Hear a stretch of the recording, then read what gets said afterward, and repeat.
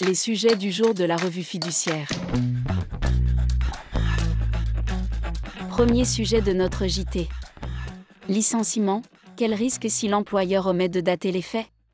Un employeur avait licencié pour faute grave une salariée à laquelle il reprochait notamment d'avoir régulièrement dénigré l'entreprise et son dirigeant, et d'avoir contesté avec agressivité la décision de la placer en chômage partiel, dans le contexte de la crise sanitaire du Covid-19.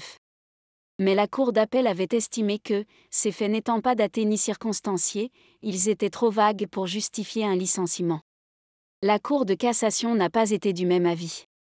Elle a estimé que la lettre de licenciement énonçait des griefs précis et matériellement vérifiables pouvant être discutés devant les juges du fond.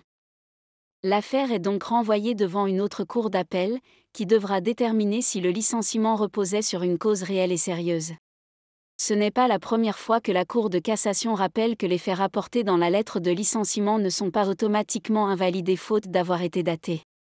En pratique, il est tout de même préférable de dater les faits reprochés aux salariés et, de manière plus générale, de les relater aussi précisément que possible. Deuxième sujet de notre JT. Remise en cause d'une donation. Le litige oppose l'administration fiscale et un oncle, qui a transmis la nue propriété de titres à ses neveux et nièces. Elle lui a adressé une proposition de rectification remettant en cause la valeur de la nue propriété de titres, servant au calcul des droits de donation et que le donateur a contesté. Après le décès de ce dernier, elle a envoyé à une de ses nièces un avis de mise en recouvrement que celle-ci estime irrégulier. Selon les juges, c'est justifié. Si l'administration peut choisir de notifier la proposition de rectification à l'un seulement des redevables solidaires de la dette fiscale, elle doit notifier tous les autres actes de la procédure d'imposition à tous les redevables solidaires de la dette fiscale. Tous les débiteurs solidaires sont en droit de soulever l'irrégularité de la procédure, y compris celui qui a effectivement reçu l'acte en cause. Troisième sujet de notre JT. Paris 2024, ouverture des demandes d'indemnisation pour les professionnels touchés par les restrictions. Les professionnels qui pensent avoir subi un préjudice en raison des restrictions ou interdictions de circulation, de navigation fluviale ou d'accès à certaines zones, imposées par l'État pour organiser les Jeux olympiques et paralympiques de Paris 2024, peuvent demander une indemnisation sur une plateforme dédiée.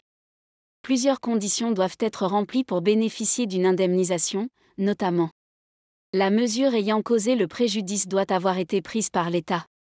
Le préjudice doit découler directement de cette mesure. Le préjudice doit être certain, la réalité du préjudice est évaluée en fonction de la situation du demandeur par rapport aux années précédentes, et spéciale, ne concerne pas tous les membres d'une même profession mais doit avoir eu des conséquences particulières. Enfin, le préjudice doit être d'une gravité particulière, la baisse du chiffre d'affaires doit dépasser, par son intensité, ce que tout usager est tenu de supporter comme gêne ou contrainte en raison de l'intérêt général, selon la jurisprudence applicable.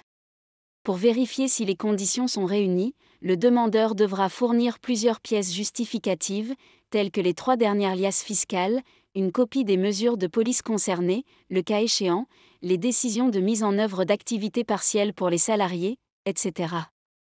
Il est important de noter qu'il n'existe pas de droit automatique à l'indemnisation.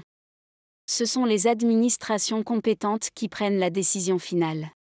Pour accéder à la plateforme d'indemnisation, il faut créer un compte sur le site démarche-simplifié.fr.